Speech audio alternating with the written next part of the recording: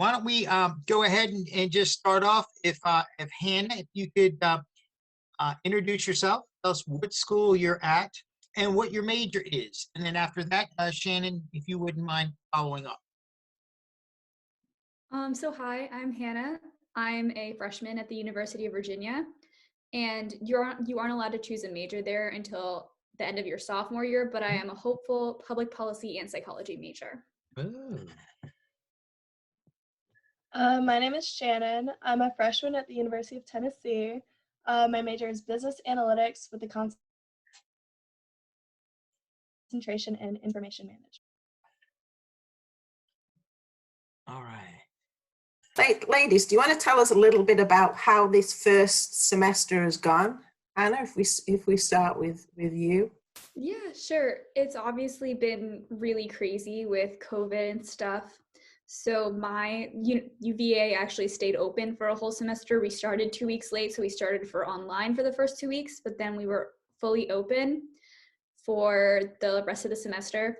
Most people had their classes online. I was lucky enough to have 3 classes in person, but especially in COVID times, you actually have to, at least at UVA, you had to decide which classes to take, and a lot of that depended on which were in person, just because of my style of learning.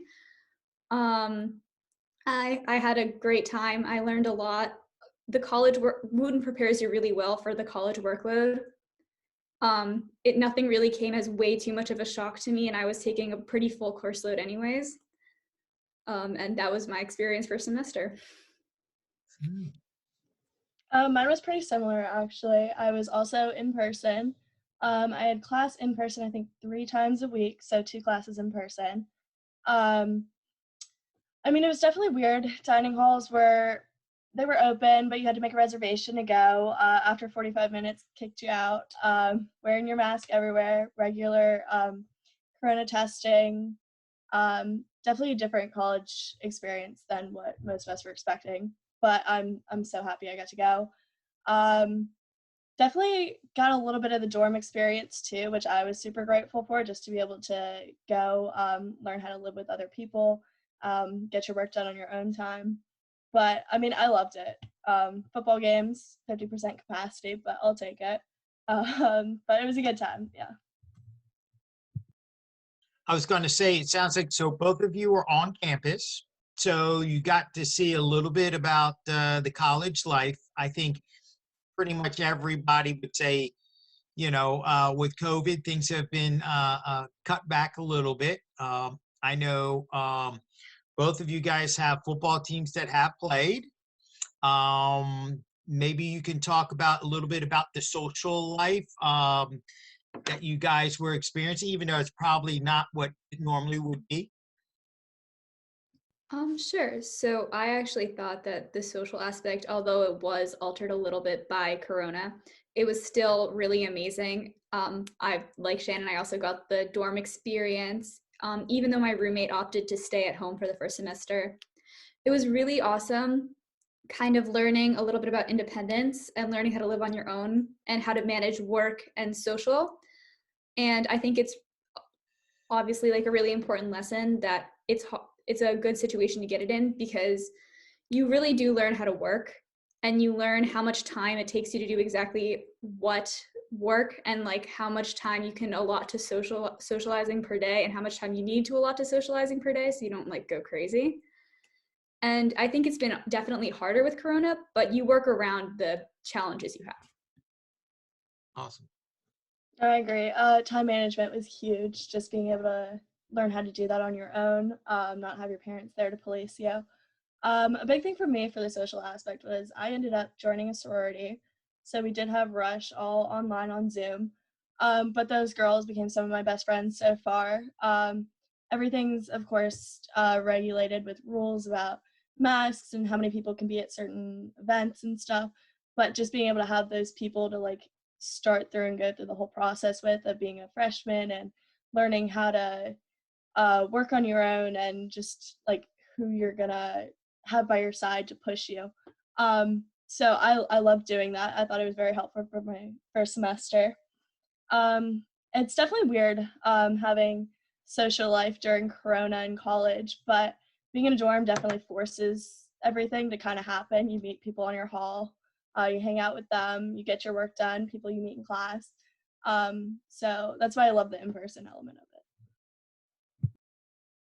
I think it's also important. There's obviously like a lot of clubs offered, and it's not as easy with Corona. But I mean, depending on the college, some things are offered in person and distance, some aren't. But whatever is offered, you should try and get involved. I'm involved in the Jewish Student Union at my school and the Latinx Student Union at my school, which actually also really helped with my social life. Now, Hannah, did you guys meet at all, or most of that was all through, you know, webinars or Zoom or Google? There were a couple in-person meetings that were like super distance. We had pumpkin painting and a few religious things with the Jewish Student Union, but most things were over the internet. I know for us, we had certain meetings in person. Like I was a part of a political group on campus, and we would meet and watch the debates and talk together in these big lecture rooms. So there were some things that you could do. I agree. Just get involved in any way you can as soon as you get on campus. I think that was a huge part of just getting used to the campus and getting to meet people. I had a question. I know, Hannah, you said something about, you know, you can't technically declare your major at the UVA, but maybe you guys could talk a little bit about maybe the supports that might be out there for classes, like maybe your professors, or especially with the online platform. I'm sure there's some ways in which students were getting supports, office hours, you know, those types of things. There's definitely, I mean, office hours, and then depending on, well, since you don't declare a major until your second year, you don't have a real advisor, but you have kind of an in-place advisor, which you take through a freshman seminar class, and the teacher of that freshman seminar class is your advisor who helps you make decisions about your scheduling. That's just how it works there. There's not that much to it because you don't have a major, but they can kind of nudge you in the direction that they think you're going to go, but you can also get a good feeling of what you're interested in by taking a good mix of classes. For us, we have our advisor, because we do get to declare our major, so it's a little different at the different schools, of course. We have our advisor, and then we have what's called an academic coach. So they really help you with like study tips and tricks, and then they try to make sure you have a meeting set up with them. I think it's twice a semester, or as many as you want, but at least twice a semester you have to meet with them, and they'll discuss with you your progress, and then you set a goal plan. So that's how we do it at the University of Tennessee. But as far as like academic help and support, what I use a lot is there's group tutoring sessions for certain classes. So if you don't want to meet one-on-one with a tutor, or it's different because we're online, for big classes like calc and then chemistry, for some of my friends, we would all go, and there's small group sessions that you sign up for on Zoom, and a TA or a professor will walk you through like the worksheets that you're working on or the unit you're doing, and it's just an extra like hour and a half each week of class. But I loved that part. I thought it was super helpful. Awesome. So Hannah, I know you mentioned something about, you know, just sort of having an advisor, and I know every school is a little bit different. Once you declare your major, is that where you get somebody who really helped you with the specific course and content, or maybe internships and those types of things? Exactly. Yeah, that's it. Okay. All right. And Shannon, you sort of have somebody, if you're declared public policy or I can't remember, what was the major you said? Business analytics. So Right. I have an advisor in the business school at Tennessee, and she'll meet with me to discuss class options and where I need to be on the right path. So I guess you guys are thinking about second semester classes, right? Aren't you done with maybe tell us a little bit about how you started this semester and how you finished this semester, if you're finished. I know some students are still in this is exam week, and some people are already finished. Maybe tell us a little bit about that. So I know for me, I just finished exams last week, so I'm done. Congratulations. Thank Woohoo! you. Yes. Starting off, let's see, I was taking 15 credit hours, so pretty normal for a freshman. I was a little stressed out the first week just trying to get used to where assignments were on Canvas and how things were set up, because a lot of times, I mean, every professor is different. So you get used to that, get used to where your classes were. But once I got used to the workload, set a schedule, exams, I think I'm taking 2 major specific classes right now, or just finished taking them. So my management class and my business, it's a diversity and inclusion class discussion. So those are specific to my major. And then next semester, I'm taking mostly gen eds. So that's how that's going to work out. And then I can go back into the major specific stuff. So for us, the classes, so for our gen ed curriculum, there's one of 3 options. You either have the forums option, which I don't really know that much about it, but it's a lighter course load, but more seminar-based classes that are longer. There's the engagements and disciplines plus. So I'm in disciplines plus, which means that I have to take a certain amount of disciplines, but there's no set classes on which set gen eds. It's rather like different subjects and then different classes fill those gen eds.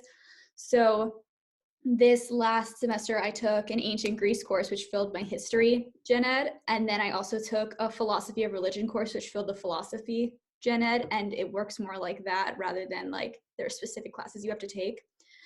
But a lot of my schedule, I started with 16 credits and then I had to drop a class in the middle because I was taking 6 classes and that was actually a really heavy course load. Wow. So I dropped 18 credits. Wow. Yeah. I dropped to 5 classes and it was way more manageable. And there's no shame in dropping before the drop deadline or anything, because sometimes, especially during this time, things get really difficult. But so I took like ancient Greece, philosophy of religion, a required writing course, a Spanish class, and a Jewish studies course. So all of those fulfill one of the disciplines that we have to take. And 3 of the 5 classes were in person, which is kind of how I arranged my schedule. But then next semester, because I took mostly humanities first semester, I'll be taking mostly STEM next semester. And in order to fill the class I dropped, I'm taking a January course, which they offer those in a lot of schools. Is that like a midterm course in between semesters? Yeah, it's a all-intensive 2-week course. Wow, and that's like a 3 credit course? Yes. That's interesting. I know you guys have just talked about your classes. What does your average day kind of look like? Walk us through that. I can go. So average day kind of looks like I'll get up, go to class usually. Maybe I'll grab breakfast before. And then after class, I will go back to my dorm or the coffee shop right next to it, do some homework for about 2 hours. You meet up with your friends, you'll get lunch at the dining halls, and you go back to class. I had a lab where a lot of times I would take a big chunk of my day.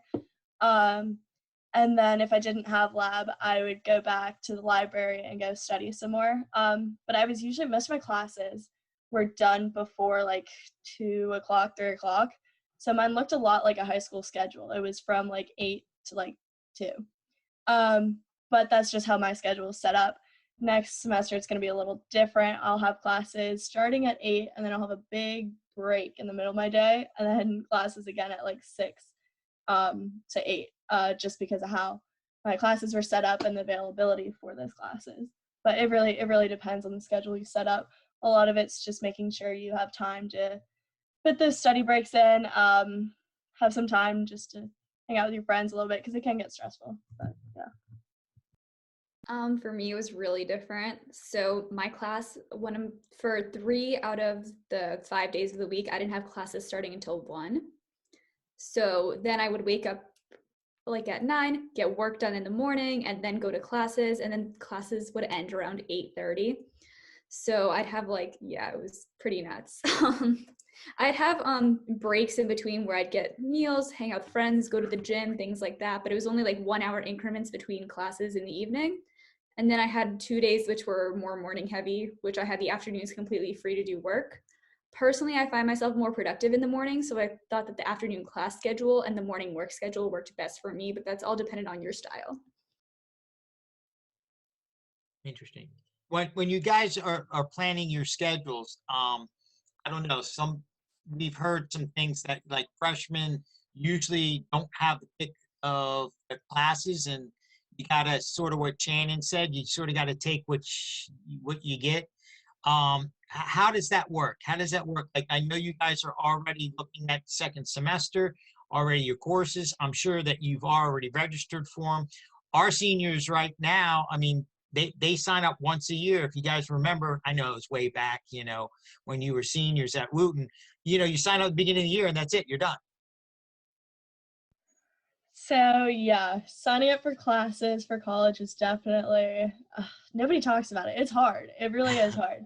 So you go through in the summer, and you'll pick your classes that they'll give you an assigned date on when you're supposed to do it. Everybody's was different, at least for us. And you meet with an advisor and they're going to set it all out for you, what you need to take. And then you pretty much go and you do it on your own. So we have this thing called a banner that shows you what all your options for classes are. You can search up history, math, whatever you need, and you fit it into a schedule all online. But you do this pretty much by yourself. The problem is freshmen have last pick. So when you need specific ones, I know for us, I have a core list of classes that I need to take before the end of my sophomore year in order to move on with my major specific classes. I couldn't get into a lot of those, at least first semester, just because of the way it was set up. So I would say meet with your advisor as early as possible and meet with them often so they know when you're trying to schedule classes that they need to be able to like look out for that, at least my advisor. I ended up having to reach out to the sign language department at the University of Tennessee on my own because business majors weren't allowed to take that and I needed my language requirements. So it's just you work with your professors, you work with people in the departments if you need something and you can't get it. But I mean, overall, it's just freshmen do get last picks, so fair warning. I remember my experience with picking classes was kind of stressful, but also because I had no idea what I was doing. So I didn't know when knew when my enrollment date was in the summer, but we had 2 enrollment dates, one where we could choose 3 classes and another where we would just fill in the rest of our schedule. It was very weird. Turns out I never ended up taking the first 3 classes that I chose on my first enrollment date, so that was kind of for nothing. But I just remember calling, UVA has this dean of the day thing where there's a dean every single day that will help you with either scheduling or school stuff. I just remember calling every single day the dean of the day to be like, how does scheduling work? And I would get different answers a little bit every time. So I'm going to give you the best of what I conglomerated from the dean of the day calls. Basically, freshmen really do get last pick, but that doesn't mean all of the classes are going to run out immediately. There's really huge base lecture classes, which usually save spots for freshmen. Common ones at UVA are like Econ 201 or like Psych 101, things like that a lot of freshmen take. But then there's also kind of like niche classes that don't get as many people that are actually really interesting and do fulfill credits. With COVID and other layers added, search for the in-person classes. I promise you it's worth it. You should definitely search for the in-person classes. Even if they're super weird and you don't think you're gonna need what you're learning there for the rest of your life, everything has a purpose. Every class there serves a purpose for your life. Even though you might think this doesn't relate to my major, I promise you it will be a good idea. Furthermore, I don't know, scheduling was kind of a mess with us. I didn't get into like 2 of my classes until the day before classes started because you have to write in like why I want to take this class for some of them. So I had to write that in and I didn't get it approved until the day before. So it was really messy, but overall it's a very stressful situation, but you should definitely try and keep calm and call whatever resources you have. Good advice, especially get those resources out there quick. I know when I was, I'll probably be dating myself, but when I was in college, we had these they were like catalogs, and it was pretty much like Shannon. You had to declare your major, and it just told you what courses you were supposed to take, and then as you took them, you just highlighted them, okay, and then you were done, and maybe somebody would write on a piece of paper saying that you finished that course.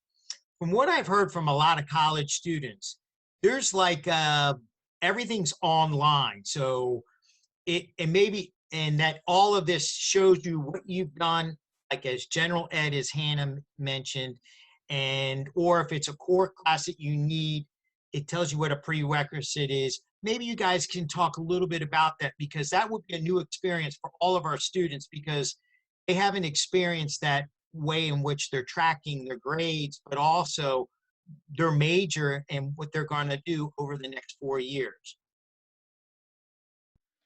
So I know for me, it's very similar to the catalog. It's just all online.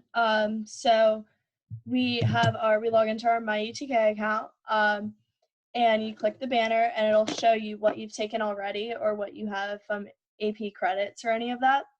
And then you search in the subject bar whatever class you need to take.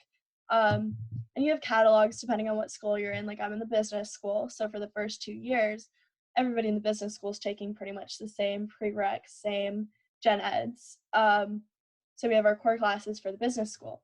And you search for them, and then once you find it, it'll take you through a list. And the list is all the different sections of that class. So it'll have like the different professors, the different times, in person, online, all of that. And you have to go through and pick it, and it'll add it to your schedule, which is at the corner of the screen. Once it adds it to your schedule, then you go through, you click your next one, and it'll tell you like, oh, you have a conflict with this class and this class, or it'll tell you what's full or if you need to be put on the wait list. So it can get kind of complicated. But then your advisor has a chart set out for you. So when you do meet with them, usually before you schedule your classes, they'll say, this is what you need to look for, this, and that. So you pretty much just go in and you type in exactly what they tell you. But it's definitely helpful because it does have a little schedule. It'll tell you if you have any problems, or if something won't work or fit in, or if you need a prereq for it. It won't let you mess up. You can't really do anything wrong there, but it is complicated. So my course choosing website is called UVA SIS. It is the least intuitive website I have ever visited.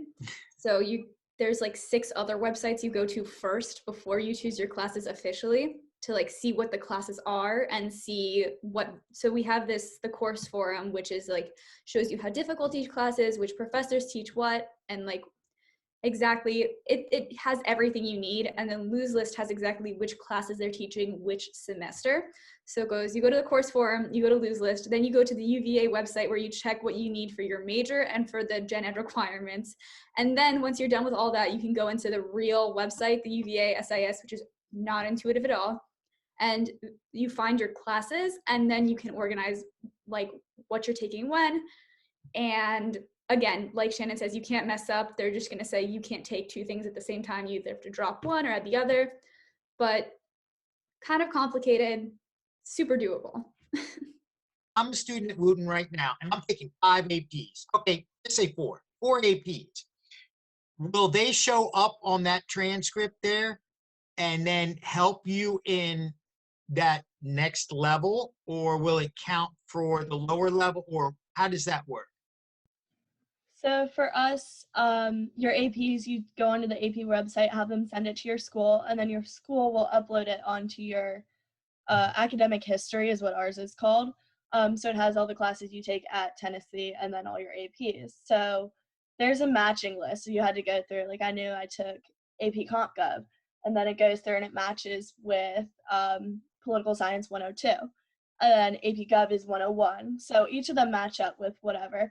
But like Lit and Lang, I only got 1 credit for both of them. So it really depends on the school, what scores you got. But as long as you go through, make sure you go to the AP website and have them send it to your school, it should automatically be there, and it'll tell you whether you need to take it or you already have credit for it. Pretty much same situation for UVA. Definitely ask College Board to send your AP scores out to, honestly, I think I sent mine out to like all the schools I got into. Have College Board send your AP scores out to the school. It'll be in your transcript, but not all classes are going to count for something. Like for me, AP Human Geography did not count for anything, but I got out of quite a bit with AP Gov.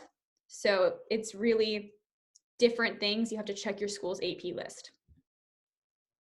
That's a great, the reason is I know a lot of the seniors are in the process right now. They've either taken a couple APs already or in the process, making sure that they're being accepted by that college, whatever college or university they might be applying for.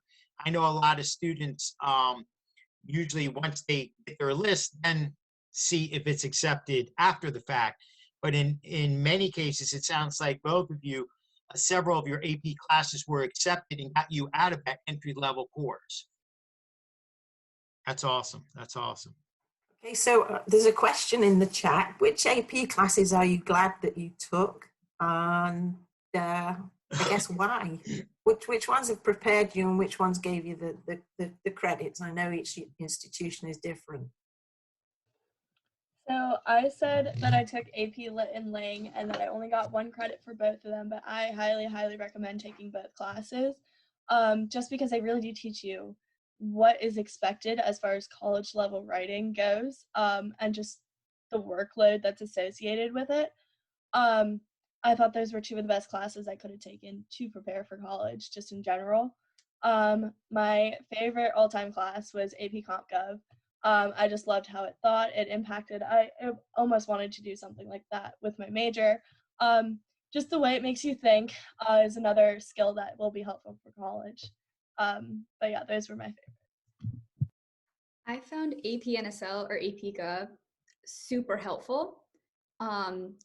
Obviously, it got me out of the first level American politics course, but besides that, it does teach you how to take notes in the social studies class, which I thought was it's a skill that's it's an amazing skill that you need for college. Also, like Shannon said, Lit and Lang, very important, good classes to take overall, highly recommend. I regret not taking AP Spanish.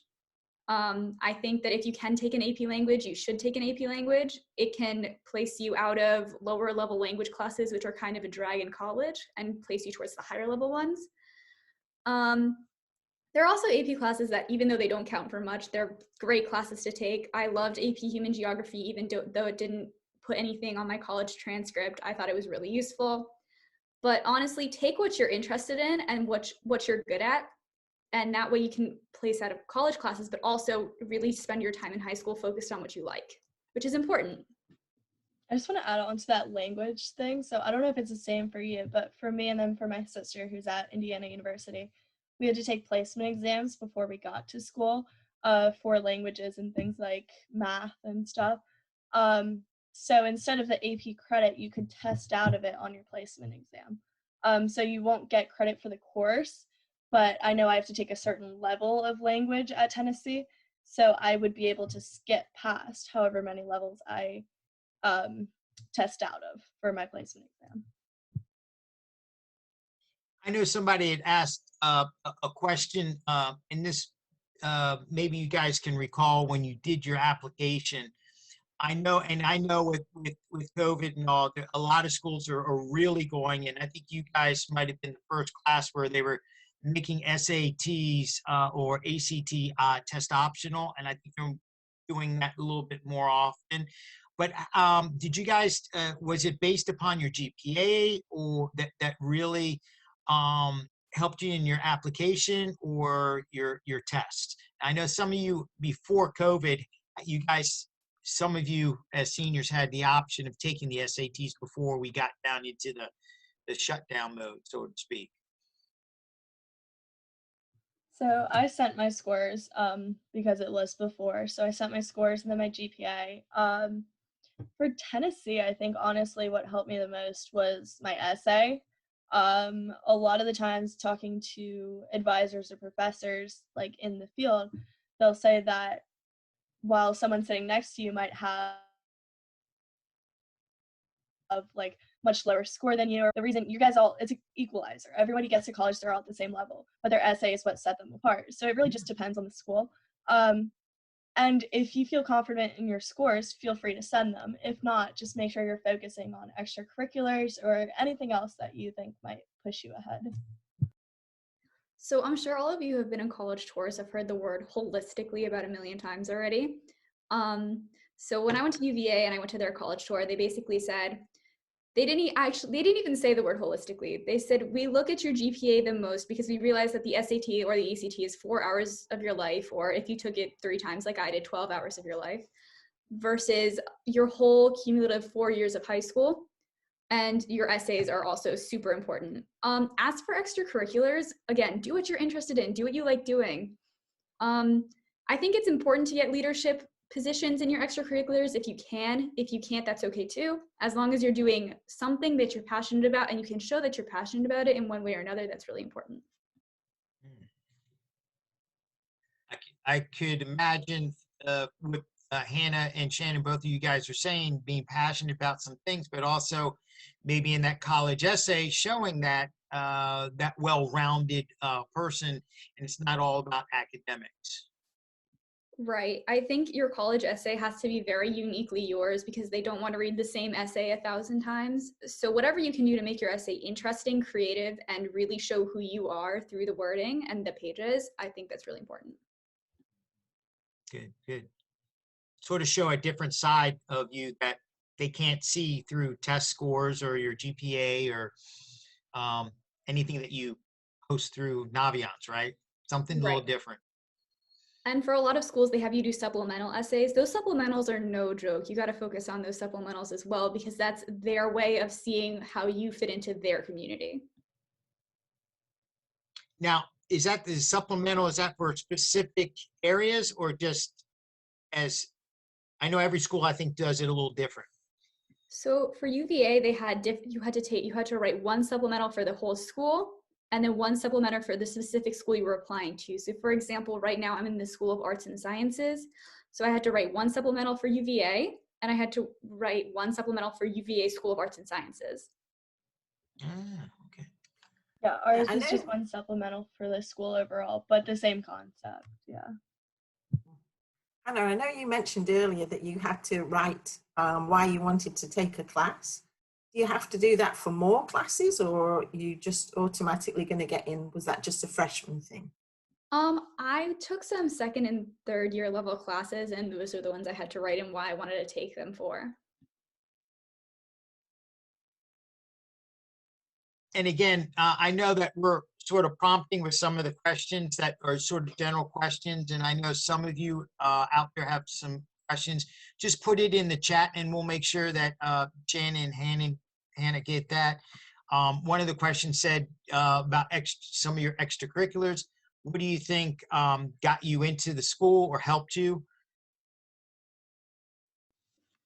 So for me, as far as extracurriculars went, just as Hannah was talking, just showed that it's something you're passionate about. I played softball my entire life. So I played softball when I was at Wooten. I played travel ball. So I would talk about that because on your application, they'll ask you to explain each of your activities, whether it's just a brief description of like what you did or like why it was so important that you did this. So I did softball. I was on yearbook. I was a editor for the yearbook, so I did clubs and seniors. And then I was in senior planning, and I loved just being a part of all of that. I thought it was just good. It helps you learn how to work with other people, how to lead, how to just be someone that's useful to everyone around you. But I loved it. I thought it was a good time, all of those. I love the softball team, teamwork. I couldn't say enough good things. I loved it. So for extracurriculars, I was kind of all over the place personally, but as long as you have consistency, if you're all over the place, that's okay. So through Wooten, I did Wooten Theater, and that's pretty much, and I got a few, supporting roles or like important things in stage crew, which obviously leadership is important, but it's not everything. Outside of Wooten, I was in an Israeli dance troupe, which I did the fundraising for. I was in BBYO, which I was like the chapter sort of, I wasn't the president, but like the second down from the president. And yeah, very confusing. And I volunteered throughout high school, but it's not just necessarily like clubs and internships that you can also put down work experiences. So every summer I work as a waitress, and I actually put that down in the application. And I actually think that pushed my application as more interesting than some other people's. And it was a lot of that well-roundedness not all one focus. Interesting. Thank you. Yeah. Ms. I'm the Cochran. senior. I'm sorry. I'm the senior class administrator. If you were to give some advice to my seniors, what would it be? That's hard. I would say as far as choosing a school, go somewhere that just feels right. It sounds super cliche. I know. But that's what happened to me. I visited the school and I just knew it felt right. And um, as far as money went, that was also a huge factor into it. I joined something called the Academic Common Market, which I don't have enough time to talk about it, but it's if your state school doesn't have your major, you can get it at in-state tuition at another school, which is what I did for Tennessee. So I'm paying less than Maryland in-state tuition to go out of state. So just do what feels right to you. And then when you get to school, just get involved any way you can right off the bat. Get involved, make connections. Your professors are there to help you. They really are. My one professor for management, we're only supposed to be in person once a week. She invited me to go back twice a week, and I built a relationship with her. Now I know if I need anything, I can go to her, and she can advocate for me. And that's all in one semester of being there. So get involved. If I could say anything to the seniors is really hang in there. It's a tough time in senior year. Everyone says like it's easy, but don't blow off your senior year. Your grades in senior year are still important. Trust me. I highly recommend getting leadership positions in your extracurriculars if you can right now, because those look amazing. And it's also an amazing experience to be able to kind of, be in a leadership position. I would also say, please don't stress out too much. You'll end up somewhere, and it might not be your dream school. It might be your dream school. It might take forever to get to your dream school. I was deferred, then waitlisted from UVA, and I still got in. It's a crazy ride, but you got to stick in for the whole thing, and you guys totally got this. I know we have just about a minute or two. Shannon, you mentioned something about visiting a school and you just know it's there. I know a lot of our students due to COVID, it's mainly virtual. But did you guys visit many of your schools before applying?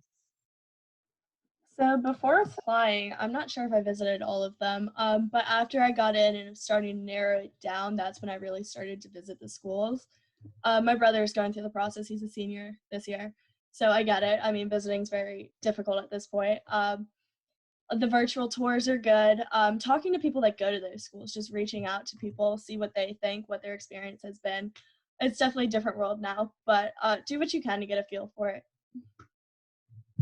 So the actual tours probably aren't going on right now, but I think visiting is important. So if you could hop in a car, I would not hop on a plane right now, very dangerous. If you could hop in a car and just drive to your school, if it's like within driving distance, I would do that for like a weekend trip or something. If you're COVID safe and you feel good enough to do that, if not, totally understandable too. But I think that's All right. Oh, there you go. So, Mike, hello. Thank you for being here today. So, my question is, one of my favorite classes is AP Government. And how is the political science major like in college? And is it anything similar to that introductory course? Thank you. So I will say, Hannah, you might be better to talk on this, but I know for us, I have a friend that is a political science major at the University of Tennessee. It's a strong program.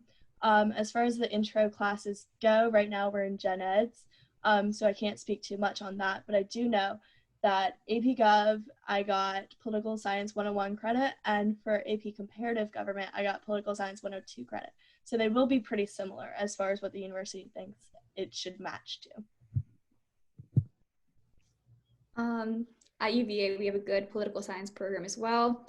AP Gov places you out of, I think, American Politics 101 in the University of Virginia. I'm not sure particularly about that major, but I know that there are a lot of majors relating to politics that aren't necessarily political science that you could also look into, like public policy.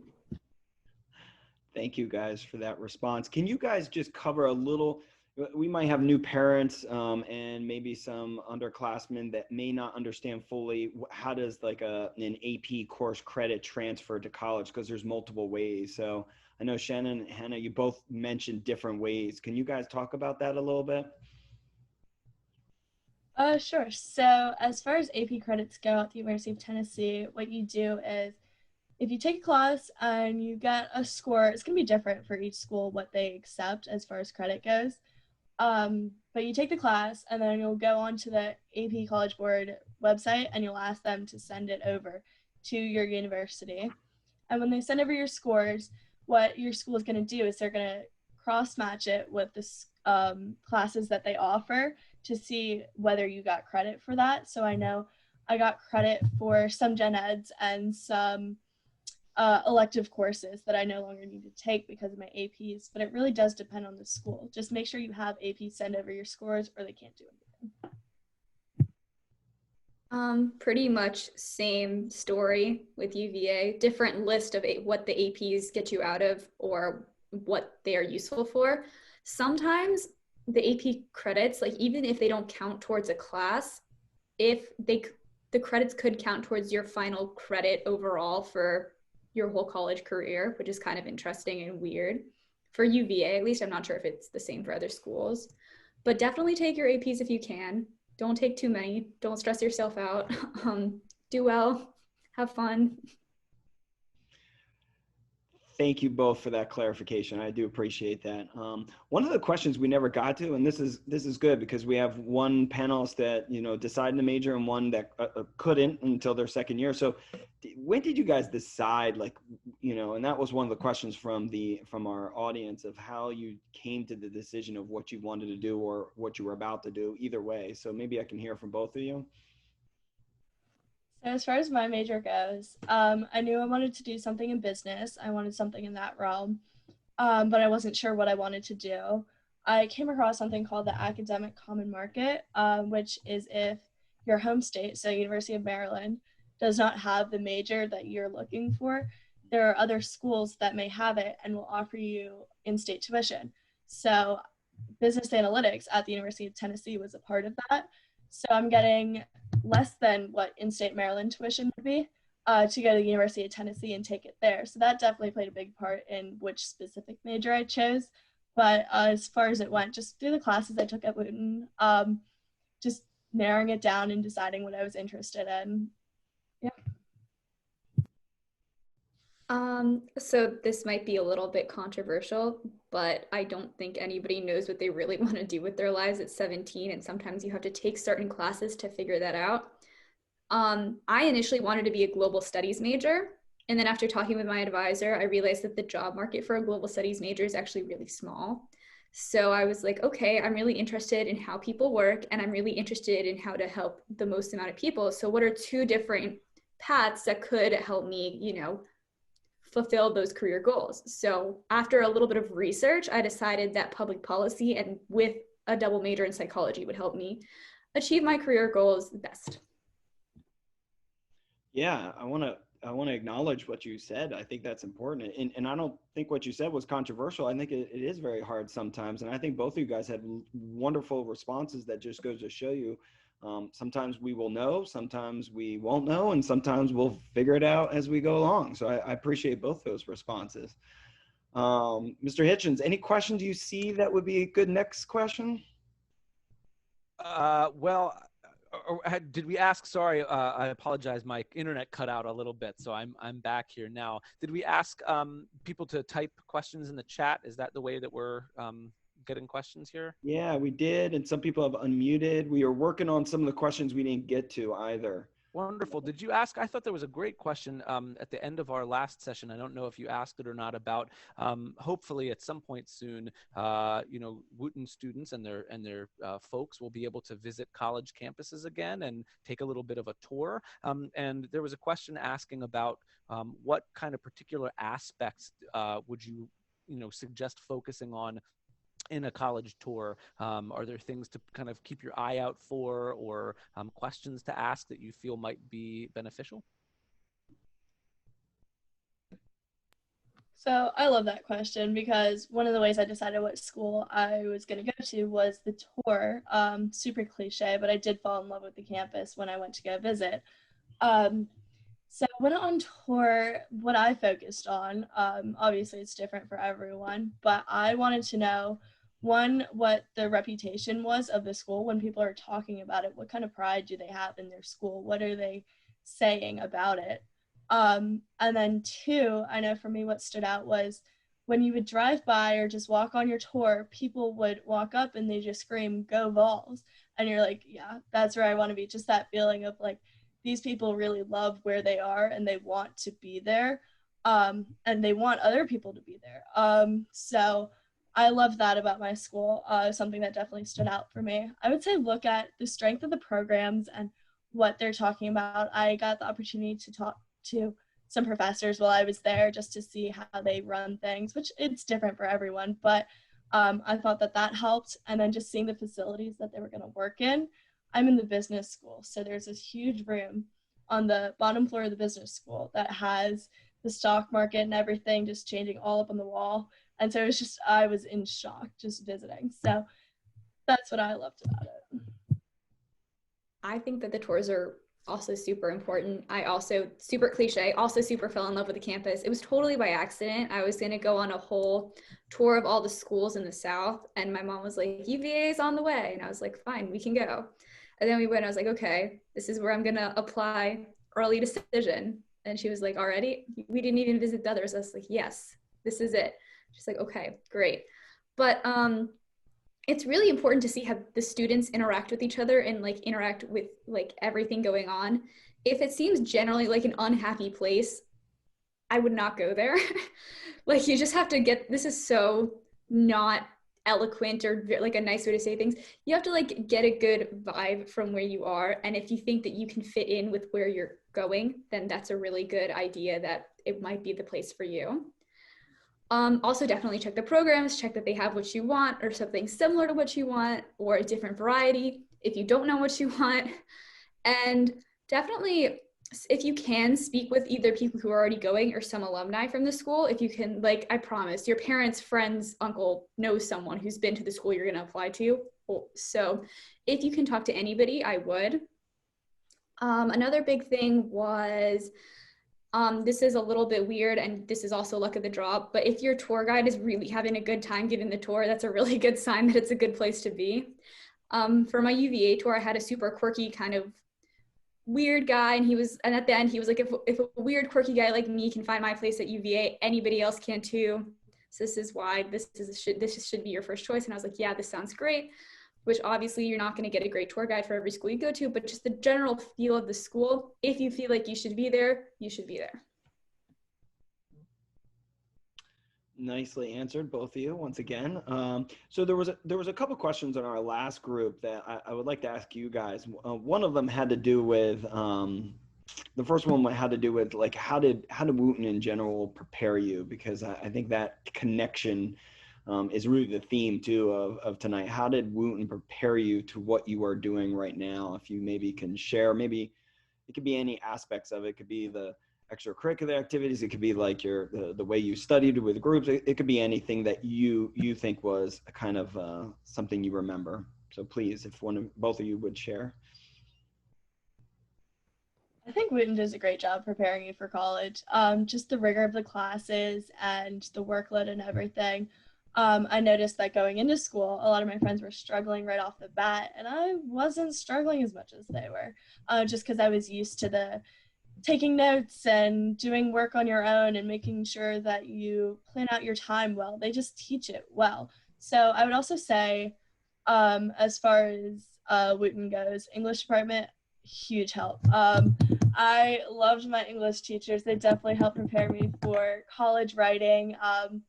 Even all of your classes, well, so far for me, my gen eds, everything has a writing component to it. And I think what they did was they prepared you well just for writing anything, whether it be something small or big. And your professors see that and they think you're professional. I don't know. It just worked out well. So I loved it. And I thought it was definitely a huge help going into college. Something Wooten taught me, the social studies department in particular, was how to take notes. And that has served for me in college. Like that has been what has gotten me through my first semester. I took like 3 social studies classes, but definitely taking notes and taking notes correctly and efficiently and being able to read your notes as a way of studying is very important. And Wooten definitely taught me that, especially Cresham's AP Gov class. If any of you are lucky enough to have her, you are so lucky. She's amazing. She's going to prep you so well for college. But a lot of, again, also the English department taught me how to write correctly and not like a high schooler. And a big thing in college, like in my first writing class, they talked about how to not write like a high schooler. And I was like, I already knew this. This is so nice. Awesome. AP Lang and AP Lit, highly recommend taking them. Furthermore, I just think the amount of work Wooten gives you, even though it might seem like a lot right now, really does prep you. I found myself like not really like the syllabus for my courses were like, yeah, you have to do 6 hours of reading a week. And I was like, that sounds like a lot. And I was like, wait a minute, it's not. I've already done this for Wooten, already things I know how to do. Well, thank you both. And once again, the panelists are shouting out to the English department and Mr. Hitchens, who used to be an English teacher, department chair, and now an assistant principal. So I just want to shout out to him once again. Another question was a common theme too, was really about the workload. In the last group, there was 4 panelists and all their responses were different. And I think that's important. Could you maybe talk about like the worst case scenarios that we all hear rumors about, like a class is you take 2 exams and that's it, and that's all your grades worth, or maybe the opposite of what's happening, or maybe it's happening both ways with you guys as well. So maybe you guys can talk about that a little bit. So the workload was definitely varied between all of my classes. I had some where I never met with them and all I had to do was fill out a discussion post once a week. That was it. I had other classes where I was meeting 4 times out of the 5 days a week during the school week, and I spent most of my time working on it. It really depends. My biggest workload was actually my geography class, which sounds strange. It was a gen ed, but it was a 4 credit hour class, and I had lab once a week that was 3 hours, and then I had lectures 2-3 times a week on top of that were an hour and a half each. And then you go and you take your own notes and you read the book and you do all of that. So it really just depends. I don't think it's anything that you can't handle after going through Wooten. Exams are worth a lot more than anything else. So make sure you're studying. I know exams aren't a huge thing in high school, at least not in Montgomery County, but prepare, because I wasn't at first. But then you get used to it and you get used to how it's going to impact your grade, and it works out. But yeah, it depends on the class. I think something scary about college is you really don't know what you're doing until you're already doing it. So one of my classes had 3 tests and that was the whole grade. And I got a C on the first of the 3 tests because I had no idea what I was doing because I was never prepared to take a test like that in my whole life. But it's a lot of trial and error. And once you figure out how to do the first thing, it's very easy to catch on and figure out how to do everything else. I got A's on the other 2 tests. The final grade turned out okay. But a lot of classes are a lot of work and a lot of classes aren't a lot of work, but the ones that aren't a lot of work are going to come back and bite you because they do end up being those classes that are like, yeah, you have 2 tests, that's it. But for those 2 tests, I highly recommend study groups. So forming groups with people in your class to study. I don't know if you guys do a lot of group studying at Wooten. I definitely did not, but it is something you learn how to do in college, which is important. For other classes, a lot of the workload is split up evenly. For my ancient Greek class, I had about 10 hours a week of work, including reading. It was kind of nuts, and you might be thinking that's a weird class to take. It doesn't seem like it fills anything for either of your majors. It fills a gen ed. So if you're interested in something, check if it fills one of your gen eds, definitely. But you learn how to do this kind of work, and you learn how to study, and you really do learn how to be a productive person. And I think that there's nothing to be afraid of. You just have to be aware that you might not know what you're doing initially. And so looking, now that you all have had a little bit of college under your belts, I'm wondering if you look back on high school and think about things that you not necessarily regret doing or not doing, but are there things that you wish that you had done or other things that you wish you hadn't done, classes that you wish you had taken, extracurricular activities that you wish you had been a part of, any relationships that you had formed or didn't form that you wish you had? I'm interested to know if you could, I don't know, go back and do some things differently. What would those things be? I think in general, just become even more involved. I mean, I did a lot. I did enough. I was on yearbook. I joined sports. I was on class planning. I mean, I would just say, I mean, because it helps you build relationships, helps you network, meet people that are going to help you. I had people on my sports team that would help me with classes and stuff, and it's just those people. And that's the same concept you're going to carry with you to college. The people you hang out with are going to be the people that push you to be the best you can be. They're going to be the people, the professors that help you when you need that rec letter. So just get better at networking early on and just building those relationships with people. Definitely build relationships with all of your teachers, all of them. Even if you don't like them, build a relationship with them. It will definitely serve you well. I did not take an AP language. I highly recommend taking an AP language. It could place you out of a language class entirely, and that was a mistake that I made in high school.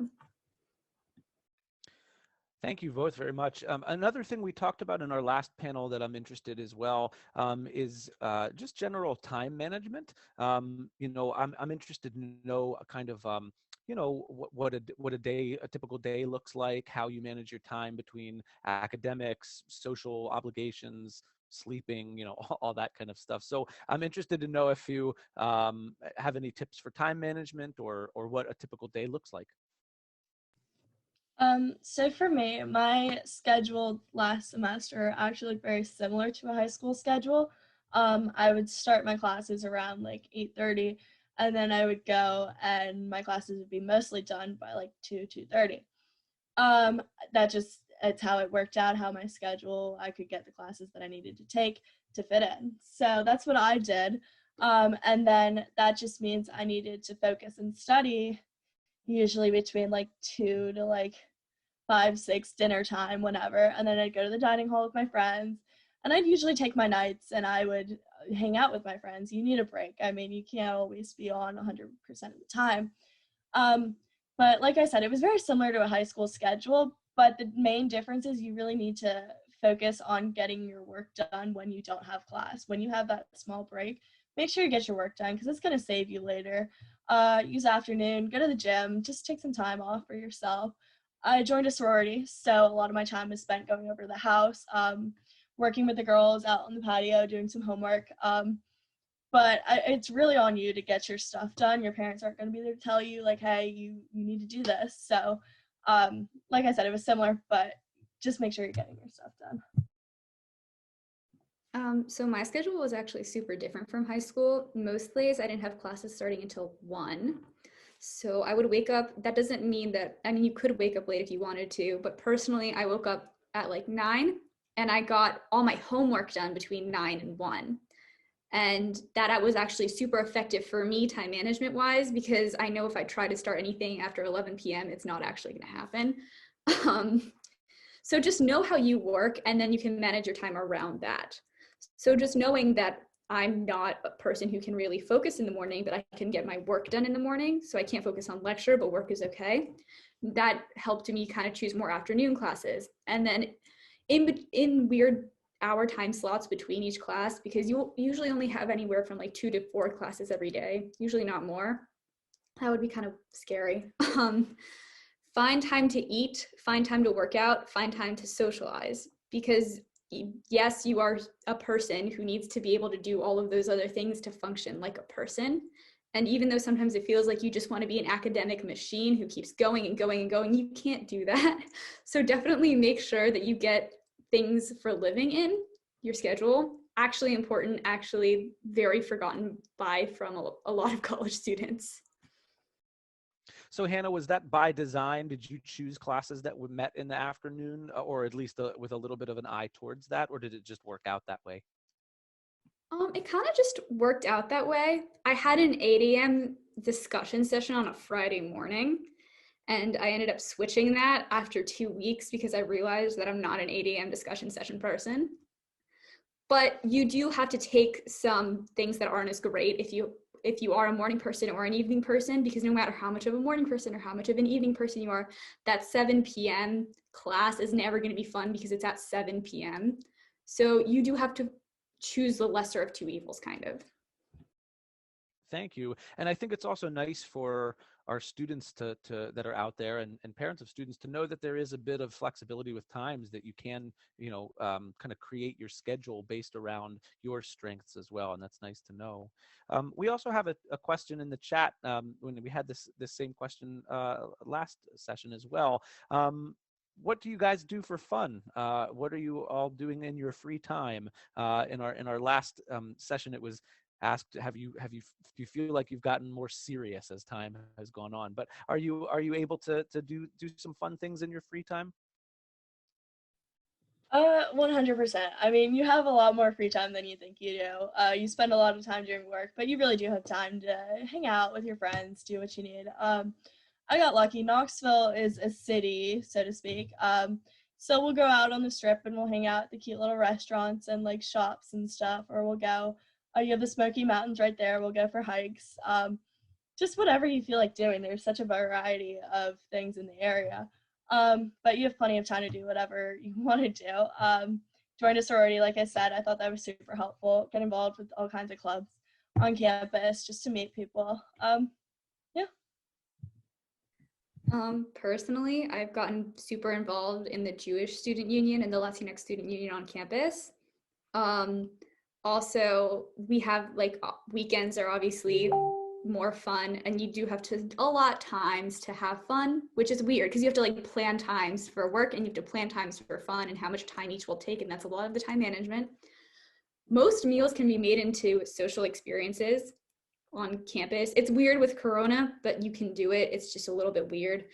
I would definitely say working out is important or just getting as much exercise as you think you need, because it's important to keep yourself healthy while you're trying to, be the most productive person academically that you can be. And you definitely have free time. You're not spending all your time 18 hours a day working. You have time for sleep. But you can also choose not to you can choose not to sleep and to do your work at 3 a.m. It's really up to you, but it is up to you, and that's the whole thing. Looks like we have 1 minute, Mr. Hitchens. Is that correct? Yeah, just about there. I think we're slowing down a little bit. Mm-hmm. So before we automatically go in the room, I think we just wanted to take a moment and just say thank you to Shannon and Hannah for being so honest and authentic about your responses and giving us a window on what it looks like. Mr. Hitchens, did you want to say, before I ask the last question that will take 2 seconds to answer, did you want to say anything? No, just again, echoing Mr. Roner's sentiments. It's really nice to see you both. It's really nice to have you back here, and I thank you very much for speaking to our PTSA, and also for the very real but kind words about the English department as well. All right, you guys got 5 seconds to answer this. Ready? In one word, what was your best favorite thing about Wooten? Go. You have 2 seconds. Softball. The theater department. Theater, there you go. Good. Look, I put you guys under pressure and you did a great job. And I thought we were going to automatically close, but I guess it's not. So that's good. So does that mean you have more time, Ms. Bolden? Hi, Shannon. Hi, Hannah. It is so good to see you both. I am going to check and do a time check really quickly, but I think we are wrapping up in the next few minutes. All right, I got more questions. I feel like I just put you guys on the pressure and you're like, this guy just put us on the pressure. So maybe Mr. Hitchens will ask another question that won't be putting you in so much pressure. Sure. This is still pressure, but it's less than one word, go. I guess, to finish up, and this whole evening has been full of advice, but if there are any other bits of wisdom or advice that you have for our current students or for the parents of our current students that are, preparing to send their students off to college in the spring or in the fall, I guess next fall, all of that, I'm interested to know if you have any little tidbits to share with us as far as advice goes. I would say don't stress too much. I mean, you guys are going to end up where you need to be. Just go where it feels right. You'll know. Like I said, super cliche, but you will. Everybody says it. And then when you do get there, just get involved. Meet as many people as you can and enjoy it. Also, go Bulls. So. Okay, so this is going to sound weird, but a healthy amount of stress is okay. More than that is not okay. So definitely a little bit of stress is good because it will keep you doing your work. It will keep you being productive. Any more than that, make sure to take some rest time. Get involved in what you're interested in. Try to get leadership positions if you can, because colleges love leadership positions. I think it's new. It's weird. They love it, and it's fun. It's a good experience to be in a little leadership position too. Take classes you like, take hard classes. Don't make your senior year too easy. But again, don't make it too difficult because you only have one life. And if you spend the whole life stressed out, it's not going to be that fun. And thank you for answering that question in the chat, Shannon. We appreciate it. Wonderful. Well, again, I think we're going to be headed back to the main room in just a moment, counting down the minutes. But thank you both once again. We really appreciate it. Hannah, are you still able to do any theater over there? I'm trying to get into some dance groups. I'm going to audition for a couple. But for theater, it's actually a huge time commitment in college, and I don't know if I have the time. Yes, absolutely. And Shannon, what sorority are you in? I am in Delta Zeta. I love it so far. It's definitely weird being mostly online, but it helps you meet a bunch of new people, get involved with philanthropy and stuff. I learned sign language in high school, so that's our philanthropy as it works out. So